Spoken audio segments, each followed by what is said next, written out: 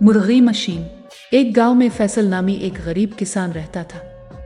फैसल के पास बहुत कम वसाइल थे, मगर उसकी ख्वाहिश थी कि वो अपने बच्चों को अच्छा मुस्तकबिल दे सके।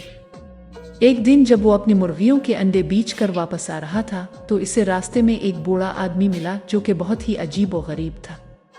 इसने फैसल को एक जादुई मशीन देने की पेशकश की और कहा कि ये मुर्गी मशीन है और इससे वो खुद मुर्गियां तैयार कर सकेगा जो अंडे भी देंगी। फैसल को पहले तो यकीन न आया, मगर बूढ़े ने इसे यकीन दिलाया कि ये मशीन उसकी जिंदगी बदल देगी। पहला हिस्सा, मुर्गी मशीन का इस्तेमाल। फैसल ने इस मशीन को घर लाकर इस्तेमाल करना शुरू कर दिया। ये मशीन वाकई जादुई थी। वो रोजाना एक अंडा डालकर नई मुर्गी बना लेता था।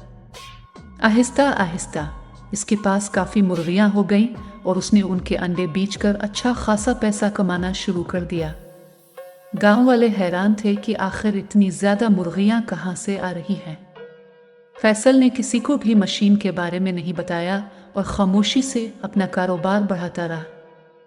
दूसरा हिस्सा, लालच का आगाज। जैसे जैसे पैसा बढ़ता गया, फैसल की लालच भी बढ़ने लगी। अब वो एक अंडे की जगह रोजाना 3 से 4 अंडे मशीन में डालने लगा ताकि ज्यादा मुर्गियां बना सके। इसने सोचा कि जितनी ज्यादा मुर्गियां होंगी इतना ज्यादा पैसा होगा, मगर इसके लालच ने मशीन पर दबाव डाल दिया और एक दिन मशीन खराब हो गई। अब फैसल के पास एक भी मुर्गी पैदा नहीं हो रही थी। तीसरा हिस्सा, सबक। फैसल को अपनी गलती का एहसास हुआ। इसने सोचा कि अगर वो सब्र करता और अपनी लालच को काबू में रखता तो मशीन खराब ना होती और उसका कारोबार भी चलता रहता। इसने ये सीखा कि लालच हमेशा नुकसान का बाइस बनती है और सब्र से ही इंसान को बरकत मिलती है। फैसल ने आइंदा अपनी जिंदगी में लालच से दूर रहने का अहद किया।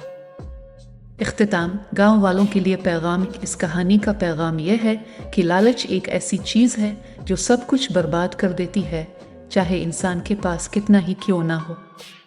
फैसल ने ये कहानी अपने गांव वालों को भी सुनाई ताकि वो भी इससे सबक हासिल करें और अपनी जिंदगी में कभी लालच ना करें।